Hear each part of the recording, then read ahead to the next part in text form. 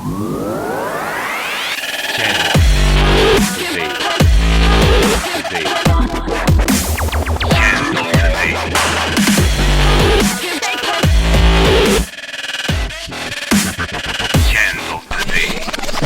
day. Hey guys, it's Alec Torelli, and welcome back to an episode of the Hand of the Day. Taking questions from you guys and reviewing your hands here in real time, so I'm going through a lot of them here on Poker Hand Replayer, where you guys send me hands and I review them. But for now, let's get to the Hand of the Day, brought to you by 888 Poker. So this hand comes from my reader Thurpan, who's playing a 1-2 live cash game. He's in the big line with King 9 offsuit, and under the gun raises to $5. He describes the under the gun player as a good, tight, winning player. And he actually says this guy is probably winning more money than him at the table. So we have to put this guy on a very, very solid range pre-flop, and I think that's really important as we go to the later steps of the hand. This guy's not opening with complete trash hands, and he probably has a tight opening range. Something like King 10 suited at the worst, Jack 10 suited, maybe like King Jack, King 10 suited at the worst, Jack 10 suited, maybe one or two suited connectors lower than that. But he has a tight opening range pre-flop. So a lot of Broadway cards in this range and not that many like bluffs. So we call in the big line with King 9 off, which you're calling a small amount, and I guess it's fine. You have a decent hand. I would call here as well. I'm not loving my spot because your hand is dominated a lot, doesn't play great post-flop, but I think defending in the big line against a small open like this is totally standard. So we go heads up to the flop.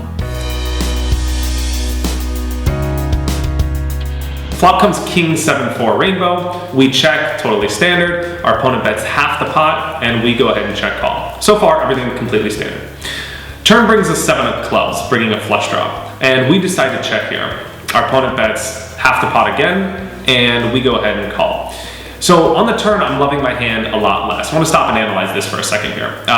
Two pieces of perspective I will offer you. One is that before you decide to check here, you could consider leading. And you can lead because it's easier for you to have a 7 than it is for your opponent. You check call the flop, you called out of the big blind. There's a lot more 7s in your range than there is in your opponent's range. You could have all the offsuit 7 combos, like 7-9 offsuit, and your opponent can't. He could really only have something like 8-7 suited or Ace-7 suited, maybe 7-6 suited, but it depends how much he opens those. He's probably not gonna open 9-7 suited, and there's only 2 combinations of like 8-7 suited, right? So it's really, really unlikely he has a 7. He might not even open that pre-flop. So he might only have like Ace-7 suited, in which there's only 2 combos. Of course, he could have Kings full, but he probably can't have 4s full if he's really tight.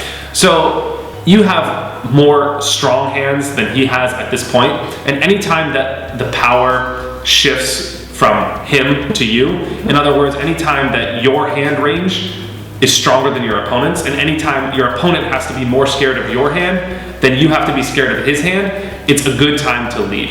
It's a good time to lead with your whole range.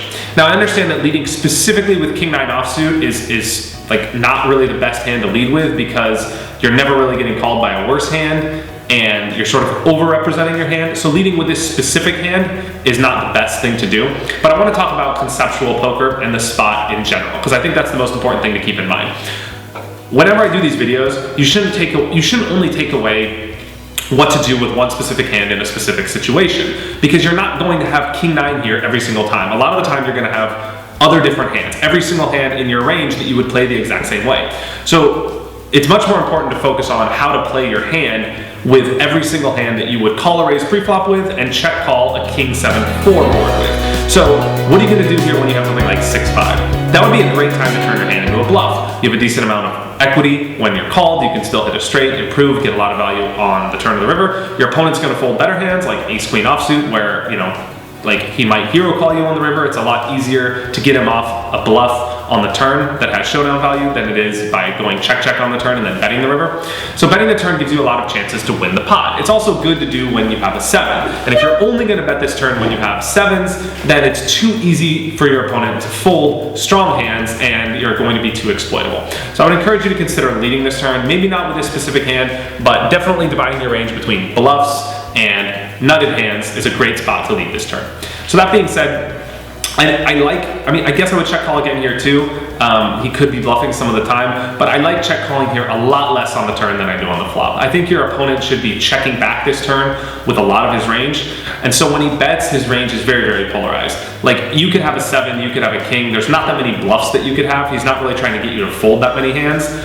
Even if you have something like 6-5, he would be much better off like checking the turn and then calling a bet on the river. So when he bets here, he probably is trying to get value, or he's just has like a complete airball, something that can't call a bet on the river. But there's not that many hands he's really trying to get you to fold. Like a king, it's unlikely he's going to try and get you to fold that. And you're never going to fold a 7. Like maybe he tries to get you to fold a 4. But it's like, he just shouldn't be bluffing here that often. And he doesn't have that many bluffs if he's a very, very tight player that's going to continue to play tight post-flop. I don't think that many players bluff here on the turn with something like Jack 10 suited. They're most likely just going to give up, because this is a very, very bad card for the under-the-gun opponent's range, right? It's a very, very bad card for him. So it means he should be bluffing less. So the times that he does bet the turn, I don't like my hand as much. And depending on like my live read, and I know that sounds like very fishy, like depending on my live read, but depending on the situation and depending on like how I feel about the situation, I might consider folding this depending on my opponent. So that being said, you decide to call, which is totally fine. Like from a game theory perspective, in a vacuum, like from a theory point of view, it's totally fine to call here again. This is one of the stronger hands you have. You should be calling with the top of your range. So if you're analyzing it from that point of view, calling is fine. And we go ahead to the river.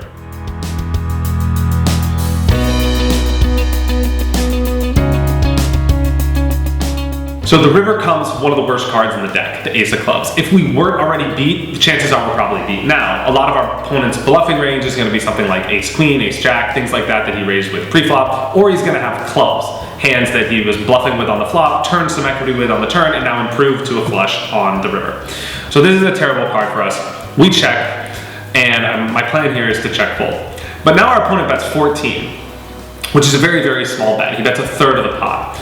So a lot of people have bet sizing tells, and that's when I would maybe read into this and feel like that against a more rudimentary opponent that has bet sizing tells, that he's trying to get value from something like ace queen.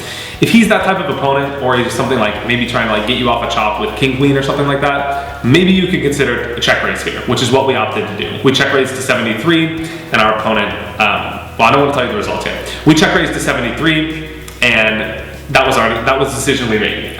So I guess I would consider doing that against an opponent that like maybe would value bet thinly with something like ace queen and then fold it. But those opponents are few and far between. I feel like a lot of opponents that have like an ace here, if they're very tight opponents like this one, they're not going to open themselves up to a very complicated scenario on the river with like facing a check raise and then not know what to do. And it's very unlikely that your opponent's going to like set you up for a check raise by betting small, hoping to get you to turn a king into a bluff. That's just like too elaborate for most players to make that play, and I'm not even sure that's a great thing to do, because you're gonna have enough strong hands here when you do check raise. So I don't know if I love a check raise here. Like, I mean, you don't really have any blockers, you don't really have a club, which I guess like, if you have a club, it's a lot less likely your opponent could have a flush.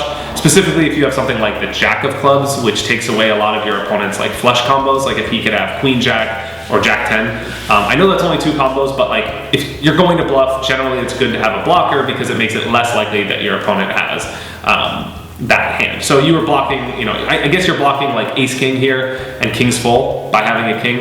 I'd also like to block a flush as well.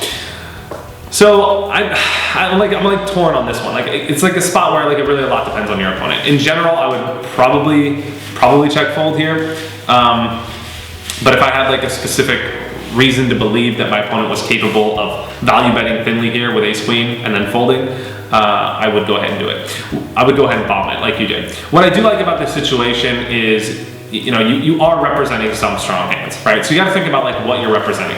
You're definitely representing force full. You're representing maybe 7-4 suited, which there's only one combination of that. I don't think you could really have 7-4 offsuit.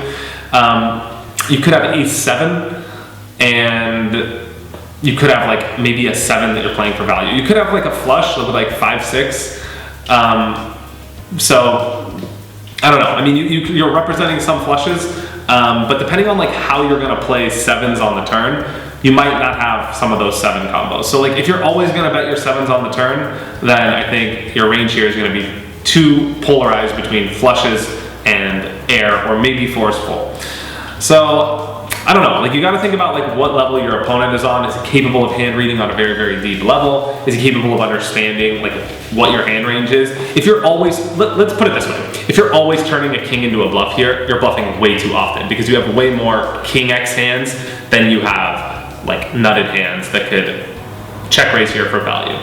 So like just make sure you're doing this with a balanced range, and make sure that your opponent is the type to value bet and then potentially fold. Some good players here, like observant players, are going to value bet here small when they have nutted hands because they're really only getting value from a king, so they're going to bet small because like that's the most that you could call with a king. They're trying to get you to call a bet with like a very, very bad bluff catcher, and they're probably not going to bet too big because they know that the most you could call is a third of the pot. Against those types of players, it's much more scary to check raise because they're like so likely to have strong hands into their range as well, and again, there's not that many bluffs they could have, so I would be a lot more cautious against really, really good thinking players that are capable of hand reading deeply, like we just talked about, and bluffing with the correct frequency, and value betting to balance out their bluffs with the same bet sizing. That stuff's really important.